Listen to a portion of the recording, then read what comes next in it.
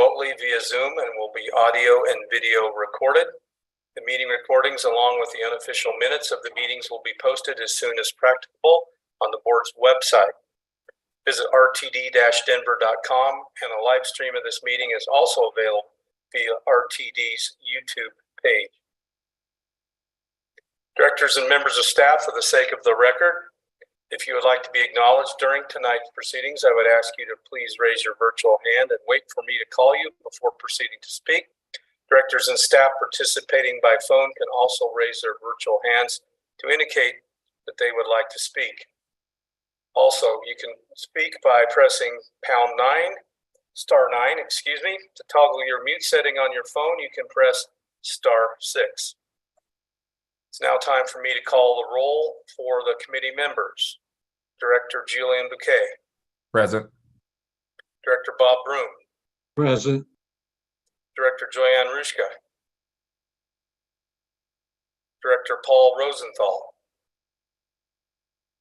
Director Marjorie Sloan. Here. Director Kate Williams will not be joining us this evening, and I'm also a member of the committee, obviously, Troy Whitmore, and I am also in attendance. So we have 4 of 7 committee members present this evening for the meeting. For the record, I also see that we have 3 other directors from RTD present: Director Guzman, Director Catlin, and Director Tisdale. Thank you all 3 for joining us this evening. Now I'd like to open the public comment section to anyone who would like to address the committee regarding any topic listed in the published meeting agenda for the current and immediately preceding month. If you wish to speak and have not already done so, please either raise your virtual hand or press *9 on your phone. Are there any members of the public that wish to speak this evening? Staff members, do you have any record of anybody wanting to speak? I do not see any hands at this time. Thank you, Jillian. And I do know that I was made aware right before the meeting that we do not have any emailed comments. So with that, I will close the public comment section of tonight's agenda.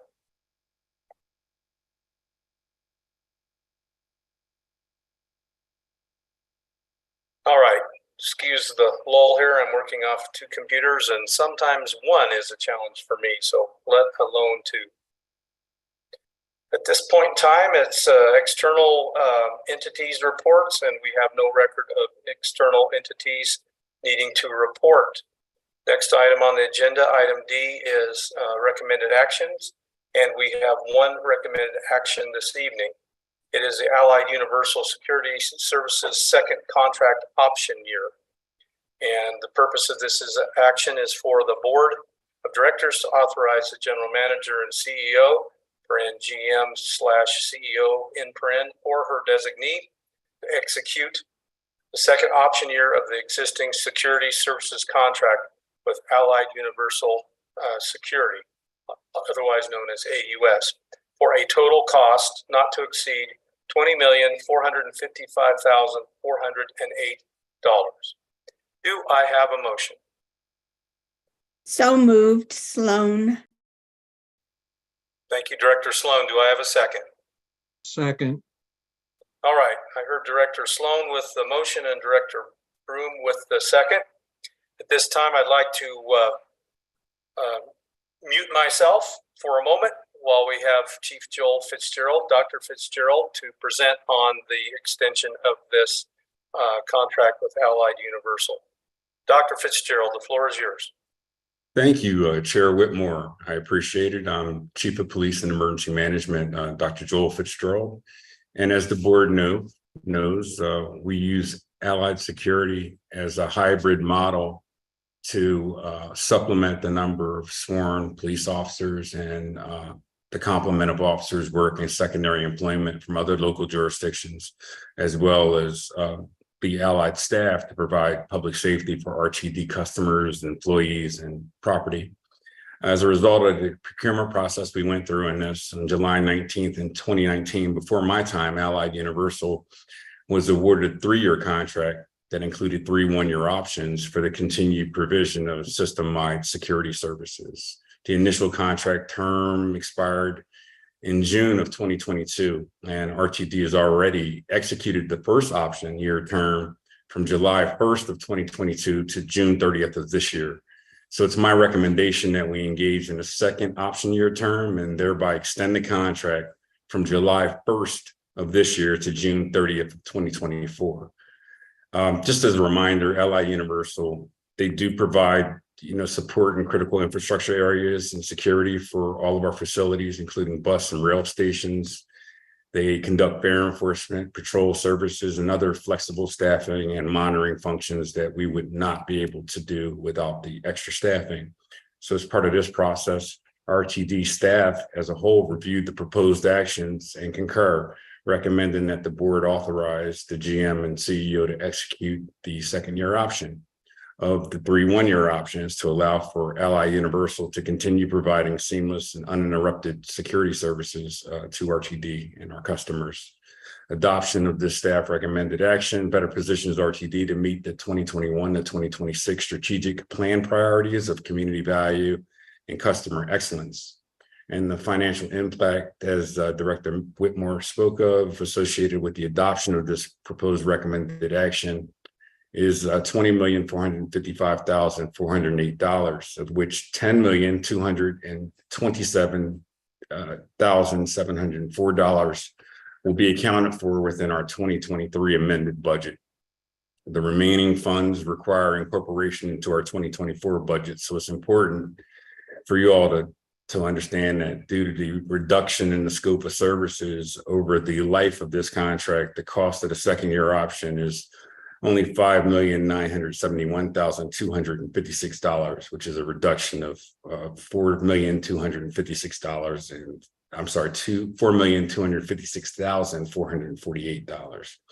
The reduction, in case you want to know, occurs as a result of our transition from security guards to sworn police officers and some scaling of the inline operations.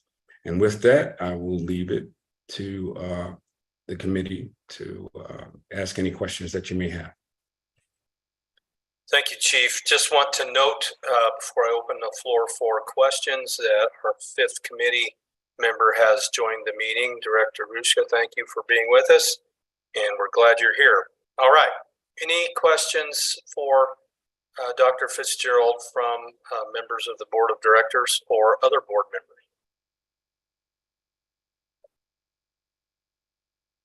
Director Bouquet. Yes, thank you very much, Chairman. And thank you very much, Mr. Fitzgerald. I guess my question would be, I'm looking at the recommended action right now. So would it be the hiring of additional just unarmed security officers? And would those specific officers, have we kind of thought about would their role be specifically, as I read right here, just for commuter rail services? Or is this, have we thought about where we would be placing these unarmed security officers? I'm coming this from the perspective of, and I'm going to bring this in other matters ultimately, where I've been on our E-line recently and our, southernmost stops. And to be honest with you, I haven't seen a security presence, and as a first-time rider that I was overhearing where, they're a little disappointed by the presence of there being security officers. So my question is, as a board member, I'm about ready to authorize over $20 million of this recommended action. And I would like to know, how are we ultimately going to be using these security personnel, as you've talked about, as we transition into more of a true transit police force? Are we specifically just going to be targeting the commuter rail services where, again, I'm representing a district that has bus, has FlexRide, and has light rail services, and where I'm about ready to authorize this compared to what is my district ultimately going to get? What are the other light rail services ultimately going to get when I'm getting feedback from constituents with the idea that there is a lack of security personnel? I'm happy to go into specifics of that if you need anything, but I guess that would be my overall question is how are we going to see a beneficial impact if we were to pass forward this recommended action from a security presence? So I would go ahead, Dr. Fitzgerald. Thank you. First thing is that the Allied Universal already provides critical infrastructure security for us. They are the majority of our efforts in safety and security for RTD. So this is an extension of an existing contract. This is not asking for any additional funding per se. It is asking us to just continue executing our ongoing contract with Allied Security pursuant to our contract terms. So Allied Security, they do fare enforcement, patrol services, they staff events, and pursuant to our deployment strategy and how we use Allied Security and our police officers, certain lines are obviously getting attention, and other lines where we obviously don't have as many complaints may not necessarily see as many of those security officers. The bottom line is, even though they don't see them, we have commanders split in 5 areas. Within those 5 areas, those commanders are responsible for not only their police staff, but they're responsible for deploying and strategizing and ensuring that their plans in their specific area of God's green earth, as I call it, are tailored to what your needs are. So I'm a little disturbed that you may not be seeing some of the benefits of having those folks out there. I'd love to have a further conversation about it, but I just want to really reinforce that this is not asking for anything new. This is an extension of an existing contract. And outside of having this contract, again, we are transitioning to a full-time operational police department and a larger police department. However, hiring and staffing takes time. That's why we're asking that this 1-year extension be granted again, because the extension was granted before I was hired. And now during the course of my hire, we are hiring and we have officers in the queue. However, we still need Allied, and we'll still need a hybrid approach to security services to sustain ourselves. Director McKay, follow up? I might come back to it. Thank you, though. Okay, you're welcome. Secretary Sloan. Yes, and this is a follow-up on Director Bouquet's question. The light, and I understand this is not a new contract, but that we are getting additional enforcement services from Chief Fitzgerald's department. And like Director Bouquet, I have not seen much fare enforcement, but I do have to say that the atmosphere on the W line is much improved. And I am a frequent rider, and I would like to compliment Chief Fitzgerald using the resources already in place. Somehow there's more effective management and use of those resources. So thank you, Chief. I very much appreciate that, Director Sloan. Thank you. Director Broom. Thank you, Chair. Where do we stand manpower wise? Are we catching up on vacancies, or are we falling further behind? We're actually, we have totally caught up on our vacancies. As of May 30th or so, we should have a total of 42 officers in the queue hired. When I first was hired, we had 20, and now we've doubled that. I would like to be more aggressive in our hiring, but police hiring is a process, and we want to get the right people. So we're doing a really good job compared to our competitors out there, putting together recruit classes. We have folks waiting to go into the police academy. And as I said, as of the end of May, early June, we'll have an additional, let's say 10 to 12 people ready to go into the police academy. So we've also, just as a side note, started working with other agencies to populate their police academies because they're having a hard time filling theirs. So contrary to what some of the other agencies are saying, we are seeing a lot of interest in RTD, and that's a good thing. So there you go. Well, thank you and kudos. I'm talking with folks in Aurora.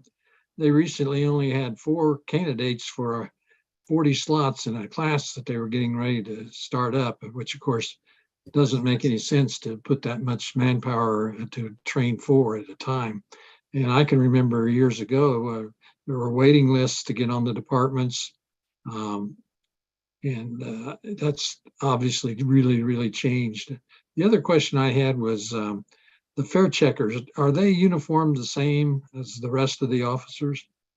They are uniform. The fare checkers, especially on the commuter rail lines, serve as second crew members as well. So they should, be in uniforms. They should be readily identifiable.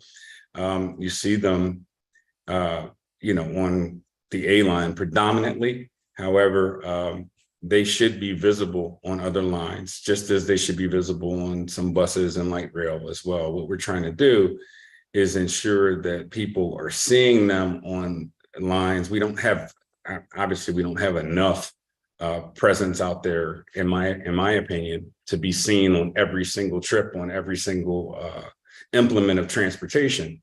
But with that, as Director Sloan indicated, we are doing the very best we can, especially in areas where we've seen crime occur, to ensure that those areas are safe and secure. And as we grow, you'll see more tailored, metrics for us to be able to be present on more fare checking responsibilities. And Director Broom, also, you should know that Aurora is one of the departments we're working with to put people into the police academy. So we're working on an agreement with them, with Denver, and a few other organizations outside of our norm. Thank you. Finally, do we use any plainclothes officers? If you get onto a train, you can look around and you can see right away if somebody's got a uniform on. If you don't see a uniform, why, you light up. And I would think that you could catch more people, doing illegal drugs with plain clothes. Oh, I used just this week plain clothes as a way to determine people were doing fare checks. So again, having them on, having a supervisor or 2 in plain clothes is something that I've used to ensure not only we're getting the best benefit out of our contract with Allied, but also, that nothing nefarious is going on some implement of transportation out there. I mean, obviously not having, hundreds of officers like SEPTA in Pennsylvania has 280 officers for the same square mileage that we cover. We're doing our very best to ensure that those pinch point areas are covered and that we're trying to address those problems proactively. Thank you very much. You're welcome, sir. All right, next up, Director Rushka, go ahead. Thank you, sir. I have 2 questions related to staffing. So I have a clarifying question to follow up to Director Bouquet's and Director Broom's. So my first question is, in the recommended action, it says that we'll hire additional unarmed security officers to serve an ambassador and customer service roles. Dr. Chief Fitzgerald, are those security officers armed? Some. There's transit security officers and transit security specialists. They both serve similar functions, but obviously having armed folks out there, creates an increased presence. The bottom line is we have 2 different forms of allied security that we use to secure the system. Sometimes mere presence is what's needed, the people to see that there's someone armed there to not commit a robbery or not commit an aggravated assault. But I mean, just today we had someone attempt to take a firearm from one of our security people. So we have, we have a hybrid approach of off-duty other jurisdiction officers out there. We have our own officers, and we have, armed and unarmed allied security folks. And our deployment strategy, again, is making sure that there's a combination of those folks out there. And I think I missed the second part of your question. Oh, I hadn't asked it yet. Okay. Okay, so so I just want to understand, we have unarmed and armed security officers, and when Yes, you we say do. increased presence, you're referencing the officers that are armed. I just want to make sure I understand what you were talking about. When I speak of increased presence, I speak of, making sure we have enough officers, enough security people staffing our allied posts. In addition, we are drawing down on that contract. By drawing down, I mean those unfilled positions that Allied has, we're using to convert to police officer positions. So that increases our number of sworn police officers. If you're interested in the armed presence portion being sworn police officers, that's what we're attempting to do, while again extending our contract with Allied to ensure that we have enough people, period, to provide safety and security across the gamut of our transit community. So absent, on any given day, we should have about 290 to 300 Allied folks working, in addition to the officers that we have in our own system and officers that we hire from outside agencies. Okay, thank you. And my second question is related to what you just said, and I apologize if I missed it. You said we had 42 or 40 something officers in the queue to be hired with RTD-PD. Can you tell us how many officers do we have on staff and deployed right now with RTD-PD, and then what you expect that number to grow to by the end of summer and end of year? Prior to you logging in, I spoke to having at least 42 to 48, let's say, total hired by midsummer. By the end of summer, I'd love to say we have an extra 20. When I went into budget this year, I talked to Deborah and talked to Doug McLeod and said that my hope was getting us up to about 48 or so, and then going beyond that and being able to hire within the same budget year an additional 20. I'm going to try my darndest to ensure that we continue hiring, but we will not sacrifice, again, the quality of having, folks that can pass all the prerequisite requirements for being a police officer to provide the best service to people. So my anticipated number, by the end of this budget year would be, upwards of 60. Okay, thank you, sir. And I heard 42, but I wasn't sure if you meant total or additional. And so I think I got that clarification. And I also just respect the comment about ensuring that we're hiring highly qualified officers Yes, ma'am. to join our staff. So those are my questions. Thank you. You're welcome. Thank you, Director. Looks like second bite at the apple time for Director Bouquet. Proceed, sir. Thank you. I appreciate your patience. Chief Fitzgerald, what is if you can give away this information, what is kind of our goal when it comes down to security presence, specifically with light rail? Like, do we want one Allied security guard on every train? What is the ultimate kind of goal, or where are we at with that, if you can answer that question? Well, some of it is obviously security sensitive, but I'll tell you this, I think that in a perfect world, we would love to have you be able to see a security person on every implement of transportation. However, that's not realistic. What I would like to be able to come back to you and for you to give me feedback on is, seeing more of a presence, during critical times and during times that we see crime. I think that's the most important thing, is that when we look at things, we're looking from a deployment standpoint of where and when the most critical things happen within our, system. So part of my, what you've charged me with is now using what I have, resource wise, to ensure that, across the system, I'm giving people, the safety and feeling, perception of safety and security that, we want to project. If you wanted to give me one person for every implemented transportation, I'm not going to turn you down.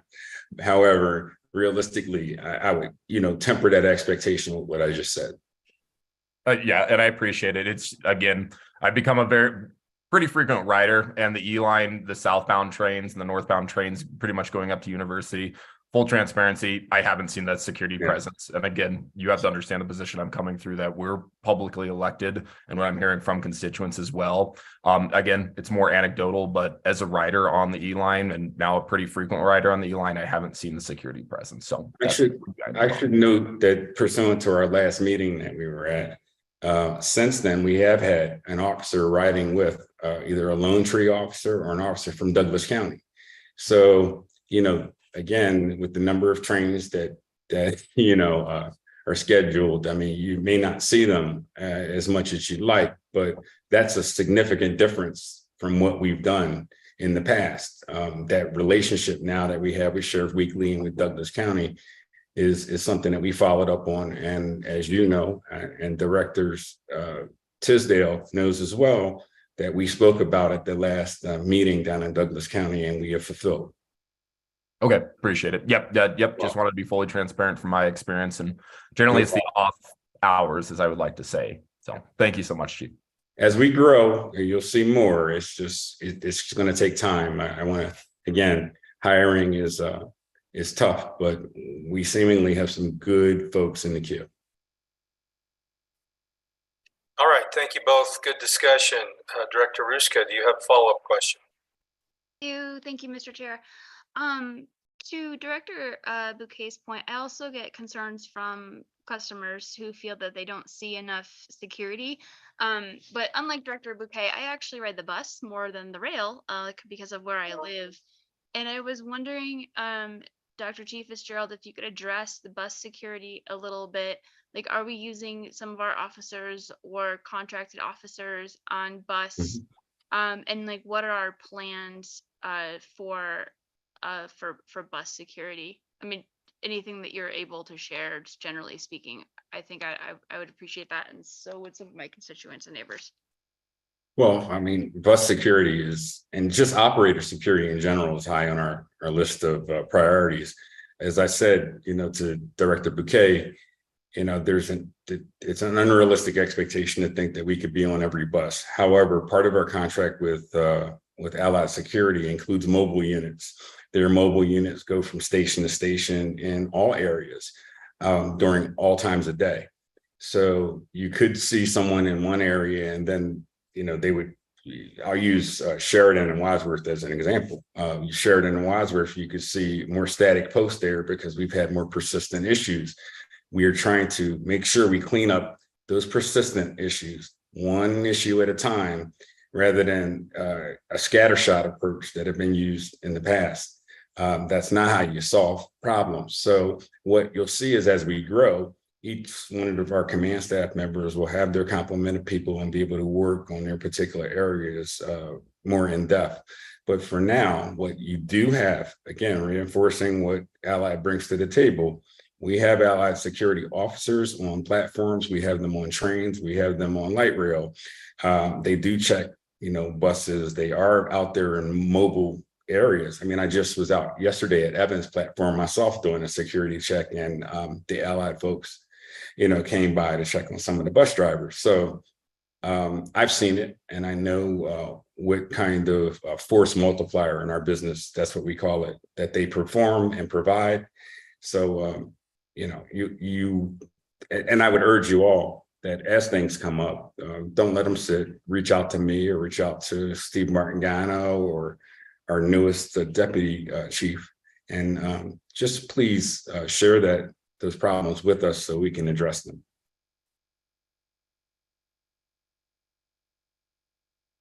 Mr. Chair, may I ask a follow-up? Go right ahead. Sorry, I was trying to follow procedure. Thank you. So I'm trying not to go down the rabbit hole, but what I'm trying to understand is, like, where are our officers like deployed, like on bus? Are you saying that they might be, for example, like at Central Park Station, but they're not necessarily hopping on the 105, or is it a combination of both? Does that make sense? No, our And then folks the are not. Okay, and then the second question I had was you said a scattershot approach, and not being from a Yes. security background, I don't know what that means, and I was hoping you could explain. Because you said that was something we were trying to not do. Yes, what we've done is we've concentrated a lot of our efforts down at Union Station and making sure that Union Station is clean and clear and has changed. And I think people would attest to the fact that they've seen a tremendous change in the atmosphere there. We have to win one battle at a time. And that's what the scattershot approach, alliteration was, right? We can't just throw resources out there and expect to solve problems. That's not what you do in law enforcement. What you have to do is attack chronic offenders, attack those that are going out into these other areas and creating problems. And you take it, one step at a time. You may not see people on buses. I mean, that's realistic. Realistically speaking, we have hundreds and hundreds of buses that deploy every day. We don't have hundreds and hundreds of safety and security staff. So we have to be very smart in our approach to intelligence-led policing and being able to deploy resources. As a subject matter expert here and having worked in many cities, I'm going to tell you that, I have to be judicious about the resources that we use. And, again, if it were up to a vote and we needed to get, a couple hundred, officers overnight and be able to be seen and heard on every trip, it would, still be tough if you gave me a couple hundred people to do that. We would then, have problems in other places where we would need to concentrate resources. That's a very important part of what I do. And that is assess the situation. You may see it, Southmore Station and other stations that were persistently problematic. Changes in the way we do things. Maybe you see people more often there, whether they're a combination of police officers and security. But that approach is gradually changing the way people see RTD and the way that the people that are chronic problems, see us. And that's keeping some of those issues away. And that is a more focused approach as opposed to an approach that just throws resources out and there's no rhyme or reason for placing people in any place in particular. Director Ruska, any follow-up? No, sir. Thanks. Thank you. All right, next in queue, Director Tisdale, the floor is yours. Thank you very much, Mr. Chairman. Appreciate that. The issue presented this evening for the committee, and I'm happy as a non-committee member to monitor and weigh in with your kind permission. The issue, I believe, is one that is easily resolved. It's a narrow issue relative to the Allied Universal Contract Extension, and I think it is one as to which the board feels positively inclined. That, however, is the excuse to open the door on all of the other security questions that people want to talk about. And Chief, how much pent-up desire there is to have that further discussion. And as we go through the further exploration of Respect the Ride, which is the rebranded, re-emphasized code of conduct that the board will take up this summer, I think we have some of these natural conversations. And to get back to Director Bouquet's comments, he and I had a meeting with one of the entities that is responsible for more than 1% of our sales and use tax revenues. Let me say that again. We met with an entity that is responsible in and of itself for more than 1% of our sales and use tax revenues. Doesn't sound like a big deal when you say, well, it's 1%. Yeah, but that's one entity that is responsible for more than $6 million a year flowing into the RTD. They are very concerned about some of these safety issues. You, Chief, are aware of that. You, Chief, understand that. You, Chief, have taken great steps in terms of pairing up with Lone Tree and working with Douglas County in getting all of this addressed in a concrete and visible, tangible manner. So I want to take a moment to applaud and publicly appreciate the efforts that you have undertaken in that regard. Because when we talk with someone who is responsible for that much of our sales and use tax revenue at the RTD, it is incumbent upon us to pay close attention. And we'll share more of this with you later, but I did want to take that moment to, number one, express my appreciation for that, because it amplifies a little bit on what Director Bouquet was addressing in his remarks. Thank you, Mr. Chairman. Thank you, Director Tisdale. I don't see any more hands raised from committee members or other board members that are in attendance. So with that, we have a proper motion and second on the floor. I would ask the 5 committee members, are there any no votes on this matter? I'll be voting no. Okay, who Mr. will? Chair- Sorry, this is Director Rusha. I will also be voting no. All right, so I have no votes for Directors Bouquet and Rushka, and assuming that the other 3 are yes votes, is that proper assumption with Directors Sloan and Director Broom and myself? Okay, motion passes on a 3-2 vote. All right, our next item is item of discussion, item E, and we just have the one tonight. I would like to ask Michael Ford, our Chief Operations Officer, and Jesse Carter, our Senior Manager of Service Development, to present this item. Gentlemen, whoever wants to start, begin. Thank you, Michael Ford, Chief Operations Officer. And I would like to provide you an update on the September 23 service change proposals.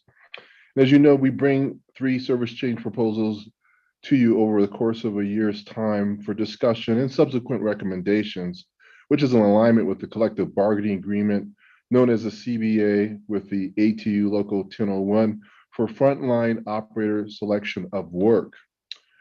Currently, ridership levels are at 175,000 boardings on the transit network, commensurate with RTD's system optimization plan, which facilitates an interest in increasing service. This exercise is done in conjunction with RTD's resources, which then dictates the level of service increase, modifications, and adjustments needing to be executed for the coming service change. Efforts to increase staffing levels have continued, resulting in positive increases in both recruitment and retention. However, in rail and bus operations, staffing remains lower than budgeted headcount, which limits the capacity to increase service as proposed in the service optimization plan. By way of discussion, the guidelines contained in the strategic plan most directly relate to addressing customer excellence, thus improving on-time performance, maintaining contractual compliance, and adjusting service levels to match service ridership demand. Staff is also guided by the board adopted service change principles, and in your board packet, you will see a breakdown summary of proposed changes, service improvements, service reductions, and seasonal adjustments to account for travel patterns. Also in your board packet is a complete breakdown of proposed service changes and the dates for public meetings/hearings, which are scheduled for Monday, May 15th at 12 o'clock. That's a virtual meeting. There's also another one on Monday, May 15th, 5:30 p.m., which will be at 1660 Blake in rooms T and D. And finally, Tuesday, May 16th at 5:30, which is also virtual. At this time, I'm happy to address any questions you may have. And as been stated, I'll ask Jesse Carter to join me, our Senior Manager of Service Planning, Senior Manager of Service Development, to join me. Thank you. All right, thank you, Mr. Ford, and welcome, Mr. Carter. Are there any questions of these 2 gentlemen? I'm not seeing, oh, she didn't fail me. Director Sloan, Secretary Sloan, the floor is yours. Thank you, Director Whitmore. This is more of a comment than a question. But I feel obligated to thank staff for reinstating the GS line. It's consistent with the SOP. It, was specifically called out as an important route. And for those who are not familiar, it's Boulder, Golden, Lakewood connection, so that it's all the Boulder, University of Colorado, Golden, Colorado School of Mines, NREL, and the Federal Center. So it is a well-traveled route that does not fit into the hub and spoke pattern of a lot of our transit service. And I really appreciate staff's continued efforts to get it back on the schedule. And I will, I anticipate there will be, quite a bit of ridership, just because it's a difficult route to drive. A lot of jobs are involved, from NREL type jobs to the people who work in the cafeterias at the universities. And I think it will be a real contribution to service. And for that, I really appreciate the efforts of staff to get it back on the schedule. Thank you. Thank you, Secretary Sloan. Appreciate your comments. Last call for further comments or questions of our esteemed panel. I fear that Mr. Carter will be depressed if he doesn't have a question, but I'm sure he's appreciative of the compliment, Director Sloan. So, okay, there we go. We got Director Broom in the queue. Go ahead, Director Broom. Thank you, Chair. I just had a question about ridership characteristics. When we have a situation where we have a derailment and service is truncated or substituted with buses and so forth, how long does it take us to recover our ridership from before the accident occurred? Mr. Ford or Mr. Carter, would one of you like to address that question? Chair, if I may. Go right ahead, Jesse. Director Broom, that's an excellent question, and one, it varies basically depending on how the system or where in the system the accident has occurred. If you are referring directly to, let's say, the R line and its current truncation at Florida Station, along with the past derailments, once we get to a point where the service is returned to normal, it could take up to 6 months to a year for a ridership to develop a trend that follows, that says what that ridership is from that point forward. I hope that answers your question. I think it does. I think it shows that it behooves us to resume service as quickly as possible, even if you have to pay extra overtime money or whatever. It's our job to get people from point A to point B. Thanks. Understood. Thank you, Director Broom. Director Rushka, you're next in queue. Thank you, sir. Mr. Carter, I have a question for you. And it's a little bit of a wonky question, so I understand if it can't be directly answered, but I was just wondering, given that Denver Public Schools has voted to allow for later start times, and some of the schools are changing their start times this fall, has that impacted our route planning for the fall, like our seasonal adjustments? Or were we able to just continue on as we normally would any other year? I do remember not too long ago as a parent, we kind of like lived and died by, the 65 and 73 and what RTD was planning every fall.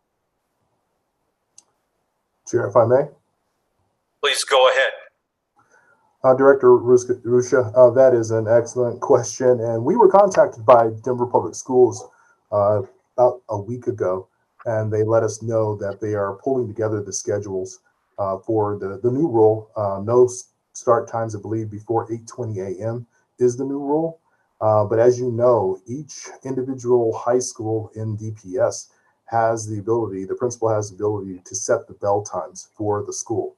So not only are we trying to coordinate with DPS transportation, but we are verifying the actual bell times with each individual schools that we serve with our school tripper service. So yes, we are trying to adapt our services to it. But however, I will say that in a sense, their move to go later is less of a problem than if they were going earlier in the AM peak. So I think we're kind of looking at this proposed change that they have as being something that is easier for us to accommodate with our regular planned schedules. So I'll leave with that, and hopefully that's answered your questions. Yes, it has. And I guess let's hope the respective principals and those administrations are also looking at our schedules and capacity as well, given they have that flexibility. But I do appreciate that and all your work. That is, that's a pretty extraordinary job. Thank you. Yes, I couldn't agree more. Extraordinary work when schedules change. I don't see any other questions in queue. COO Ford, do you have any closing remarks or anything to add? No, I do not at this time, but thank you, and we'll be back. All right. Thank you both for being with us. Excuse me, with that, the next item on the agenda is item F, Other Matters. I don't know if Director Bouquet got his questions answered. No, he did. There he is. Okay. It's all yours, Director Bouquet. Go ahead. Thank you very much, Director Whitmore. So back to the good old southern stations of the E-line. So obviously we have maintenance that is going on and there are delays that are happening. My curiosity would be, my question for staff is, what is our recommendation when it comes down to advertising when our trains will be at the station? Because as a rider, I am totally understanding and totally fine with a train being delayed. Where I have frustration is when that isn't communicated. So I'm curious, when it comes down to staff, what would be the recommendation for our riders when it comes down to waiting for a delayed train, when our digital system isn't displaying when a delayed train will be coming? What is the best course of action?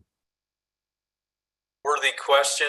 Mr. Ford or Mr. Summers or perhaps CEO Johnson would like to weigh in. Who would like to proceed? Looks like Mr. Ford's ready. I was also a Sorry, Deborah, did you want to weigh in or go ahead with Michael? I think she's having a little bit of communications issue. Go ahead, Mr. Ford. I am. Go ahead with Michael Ford, please. Thank you. And I'll add if necessary. Okay, Sure. thank you. Go ahead, Mr. Ford. Well, thank you very much, Michael Ford, COO. We understand the problem. We are working on trying to address this. We've had some issues with IT and our ability to get the information out. But our expectation is to get information as soon as possible to our customers. We want to make sure that they're well informed.